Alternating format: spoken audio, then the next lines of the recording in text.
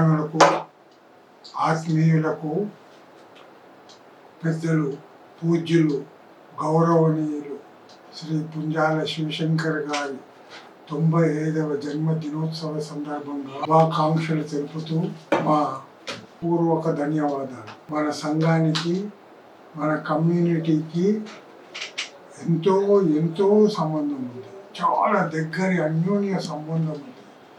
శివశంకర్ గారు తను అంత పెద్ద పొజిషన్లో ఉన్నా ఎప్పుడు ఏ పరిస్థితుల్లో కూడా కులాన్ని మర్చిపోలేదు, ఇగ్నోర్ చేయలేదు. కానీ ఆయన రైజింగ్ చూస్తే from the beginning as come from scratch.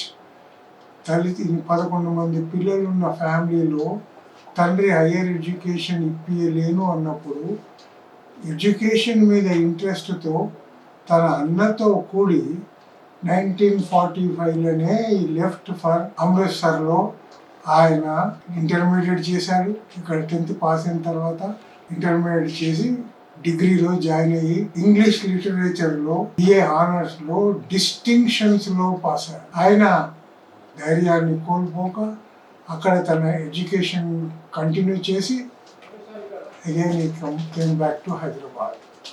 అయితే యాక్చువల్లీ ఇక్కడ ఒక చెప్పాల్సిన విషయం ఏమిటంటే, ఇది చాలా జనరల్గా చెప్పేస్తాం, ఆయన అమృత్సర్ పోయిండు, చదువుకున్నాడు, వచ్చేసాడని.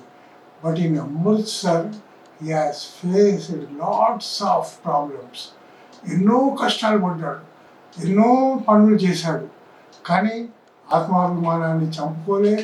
ఆయన సెంట్రల్ మినిస్టర్ అయినప్పుడు ఇక్కడ ఒక పేపర్లో పెద్ద క్యాప్షన్, నేషనల్ పేపర్లో, a person from shoe shine boy to central minister అనేది పెద్ద caption. Shoe shine boy to central minister అంటే how much hardships he might have face. ఆ రోజుల్లో తెలియని ప్లేసు, లాంగ్వేజ్ మనది కాదు. అయినా చదివి డిస్టింక్షన్లో పాస్ అయ్యి హైదరాబాద్కి వచ్చి తర్వాత మున్సిపల్ కార్పొరేషన్లో పనిచేస్తూ లా కాలేజీలో, యూనివర్సిటీ లా కాలేజీలో లా చేశాడు. లా ప్రాక్టీస్ చేస్తూ ఆయన ఎన్నో అసిస్టెంట్ ప్లీడర్ నుంచి, గవర్నమెంట్ ప్లీడర్ నుంచి, చీఫ్ ప్లీడర్ వరకు, ఆఖరికి హైకోర్టు జడ్జి వరకు కూడా ఎదిగాడు. ఆయన అందరూ ఏమంటారంటే హార్డ్ వర్క్. మా చిన్న అందరికి యంగర్ జనరేషన్కి ఆయన చెప్పేవాడు, खुद को करो इतना बुलंद, खुदा कुछ खुद पूछे बंदे से तेरी रजा क्या है. Whatever you want, God will give you. You must go up to that stage. You must not request God. You must demand God what you want. That how you have to develop your personality, your honesty, sincerity, integrity, knowledge, and all those things. He used to guide us. నేను అప్పుడప్పుడే నేను PG pass అయ్యి lecturer అయినాను. ఆయన ఇక్కడ ఒక మీటింగ్లో వచ్చినప్పుడు నన్ను లా ప్రాక్టీస్ చేయమన్నాడు. కానీ నాకు అప్పుడప్పుడు అన్ని రోజుల వరకు మేము కొంచెం మిడిల్ క్లాస్ ఫ్యామిలీ, ఆ ధైర్యం చేయలేకపోయాను మళ్ళీ కొత్తగా లైఫ్ స్టార్ట్ చేయడానికి. ఇట్లా ఇన్ని రకాలుగా చేసి పెద్ద మనిషి. ఆయన రిజర్వేషన్లకు ముఖ్యంగా చెప్పాలంటే జ్యోతిబా పూలే, అంబేద్కర్, డాక్టర్ బిఆర్ అంబేద్కర్, బాబాసాహెబ్, వాళ్ళ లెవెల్లో ఆ మనిషి బలహీన బడుగు వర్గాల కోసం పనిచేశాడు. ఆయన బూరుగుల రామకృష్ణారావు దగ్గర నుంచి కాసు బ్రహ్మానందరెడ్డి వరకు కలవని చీఫ్ మినిస్టర్.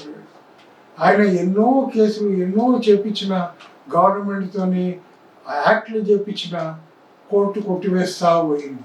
అందువల్ల ఆయన చాలా అప్సెట్ అయ్యి ఇక ఇట్లా కాదని తనే లా ప్రాక్టీస్ చేస్తూ తన వస్తునే ఇవన్నిటిని ఒక యాక్ట్ లాగా చేపించి రిజర్వేషన్లను చేపించారు.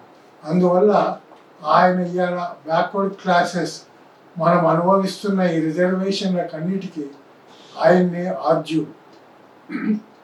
ఆ రోజుల్లో ఆయన ఈ రిజర్వేషన్ల కోసం అగ్రవర్ణాలతోని ఎన్ని తగువులు పడ్డాడు అంటే ప్రిన్సిపల్ పరంగా, అంతే తప్ప పర్సనల్ విషయాల్లో కాదు.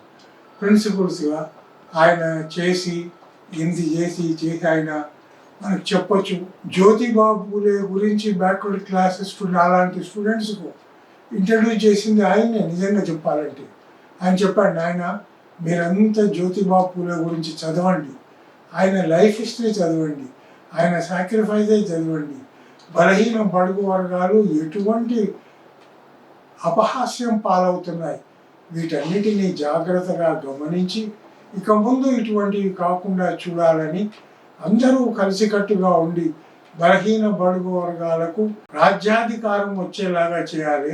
ఈ చిన్న చిన్న డిసెంట్రలైజ్డ్ కులమ్స్ లాగా మాది ఆ కులం ఈ కులం అని కాకుండా సబ్బండ వర్గాలన్నీ ఒకటే కులం అనే రీతిగా పని చేయాలని చెప్పి ఆయన అందరికీ చెప్పేవారు. అయినా కూడా ఆయన ఆ రోజుల్లోనే ఈ తెలంగాణ ఆంధ్ర అన్న భావం లేకుండా వంగవీటి మోహన్ రంగారావు గారిని ఇక్కడికి వచ్చినప్పుడు వారిని మునూరు కాపు సంఘం యాక్టివిటీస్లో బుక్స్ డిస్ట్రిబ్యూషన్లో ఓల్డ్ సిటీలో ఆయన ఇన్వాల్వ్ చేశాడు.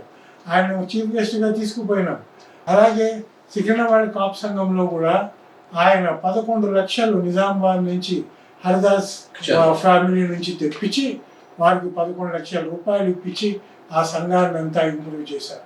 ఇట్లా ఎన్నో సంఘాలను ఆయన ఇక్కడ ఉంటే అక్కడ పోయి చేశాడు. ఆయన ఇంగ్లీష్ విన్నారంటే జ్ఞాపకం వచ్చింది. ఆయన ఇంగ్లీష్ వండర్ఫుల్ ఇంగ్లీష్. ఆయన పేపర్ పట్టుకునేవాడు కాదు, ఏది చూసేవాడు కాదు, మాట్లాడిన మాట మళ్ళీ మాట్లాడేవాడు కాదు. ఒక దినం లా కాలేజీలో పెద్ద కాన్ఫరెన్స్ అయింది. ఆయన సెంట్రల్ మినిస్టర్ వాళ్ళు పిలిచారు. అక్కడ పోయి ఆయన మాట్లాడుతుంటే మరి అనేబుల్ టు అండర్స్టాండ్ ఇది ఆయన మాట్లాడుతున్నారు మాటలా, లేకుంటే కొందరు పెద్దలు ఏమన్నారంటే pearls like things are coming out of his mouth. ఆయన మళ్ళీ ఒక మాట తడబడడు, ఒక మాట ఇంగ్లీష్లో పెద్ద పెద్ద వాళ్ళంతా కూడా ఈవెన్ ఫారిన్ జర్నలిస్టులు కూడా the way he speaks, the way he talks about the command over language, wonderful language he had over English and other things. And దానివల్ల భాష ఉర్దూ పైన కానీ ఆ రోజుల్లో ఉర్దూ రాజభాష కాబట్టి ఆయన అందరికీ చెప్పేవాడు. మనం తెలుగు కూడా ఆయన పంచకట్టు అంతా కూడా తెలుగుతనం మూర్తి భవించి ఉట్టిపడేటట్టు ఉండేది. అందువల్ల ఆ పెద్దలు ఆయన ఇవాళ మనం ఈ ఆయన జన్మదినాన్ని చేసుకుంటున్నామంటే గవర్నమెంట్ని మేము అడిగేది ఒకటే, మా మున్నూరు కాపు సంఘం కాచిగూడ నుంచి ట్రస్ట్ బోర్డు నుంచి మహాసభ నుంచి మా పెద్దలు ఉన్నారు, పిల్లి శ్రీనివాస్ గారు అధ్యక్షులు, వాళ్ళంతా మాట్లాడతారు ఏమంటే ఆయనకు రావాల్సిన గౌరవం రాకుండా అగ్రవర్ణాలు తొక్కిపెట్టాయి. భారత ప్రభుత్వం రాష్ట్ర ప్రభుత్వం ఆయనకి ఇవ్వాల్సిన గౌరవం ఇవ్వాలి. ఆయన స్మృతి చిహ్నాన్ని ఏర్పాటు చేయాలి. ఒక పబ్లిక్ ప్లేస్లో, ఒక ప్రామినెంట్ ప్లేస్లో కాటాంగ్ బండు పైన ఆయన స్మృతి చిహ్నంగా ఒక కళా కేంద్రం నిర్మించాలి. నల్సార్కు ఆయన లా పెద్ద కాబట్టి, న్యాయాధీశుడు కాబట్టి, న్యాయవేత్త కాబట్టి నల్సార్కు రాజశ్రీ శివశంకర్ గారు పేరు పెట్టాలి. ఎన్నెన్నో ఎక్కడెక్కడో పెడుతున్నాం. ఆయనకు గౌరవం ఇచ్చి ఆయనను బలహీన బడుగు వర్గాలకు చెందిన ఉత్తమ నాయకుడిగా, సబ్బండ వర్గాల ప్రతినిధిగా ఆయనకి ఇవ్వాల్సిన గౌరవం ఆయనకి ఇవ్వాలని ప్రభుత్వాన్ని మేము విజ్ఞప్తి చేస్తున్నాం, డిమాండ్ చేస్తున్నాం అంటారు. కానీ అవకాశం నాకు ఇచ్చిన వాయిస్ టీవీ వారికి, మా కొత్త లక్ష్మణ్ గారికి హోల్ హార్టెడ్ థ్యాంక్స్. వారికి ముందు కూడా ఇటువంటి కార్యక్రమాలన్నీ చేయాలని కోరుతూ thank you very very much. May God bless you. నా పేరు పిల్లి శ్రీనివాసరావు, తెలంగాణ రాష్ట్ర మున్నూరు కాపు మహాసభ అధ్యక్షుడిని, అట్లాగే ట్రస్ట్ మున్నూరు కాపు విద్యార్థి వసతి ట్రస్ట్ బోర్డు. ఈరోజు మరి పెద్దలు పూజ్యులు శివశంకర్ గారి, పుంజాల శివశంకర్ గారి 95వ జయంతోత్సవాన్ని మరి మహాసభ అట్లాగే ట్రస్ట్ బోర్డు ద్వారా ఏర్పాటు చేయడం జరిగింది. కొద్దిసేపట్లో ప్రారంభిస్తాం. మరి శివశంకర్ గారి విషయాలు చెప్పాలంటే ఎన్నో ఉంటాయి. వారు బలహీన వర్గాలకు వారు చేసిన మేలు ఎంతో ఉంది. వారిని ప్రభుత్వం తరఫున, మా ట్రస్ట్ తరఫున, మహాసభ తరఫున కూడా మరి కేంద్ర ప్రభుత్వాన్ని, రాష్ట్ర ప్రభుత్వాన్ని కూడా మేము విజ్ఞప్తి చేస్తున్నాం.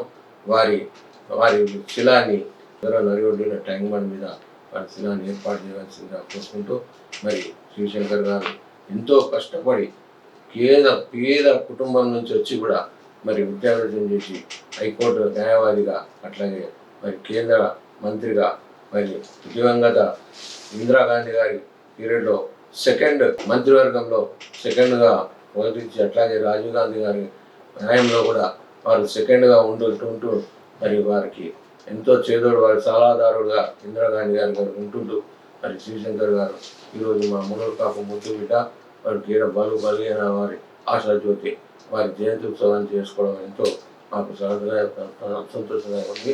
మరి మాకు ఈ అవకాశం ఇచ్చిన వాయిస్ టుడే గారికి, ముఖ్యంగా కొత్త లక్ష్మణ్ గారికి మా ధన్యవాదాలు తెలియజేస్తాం.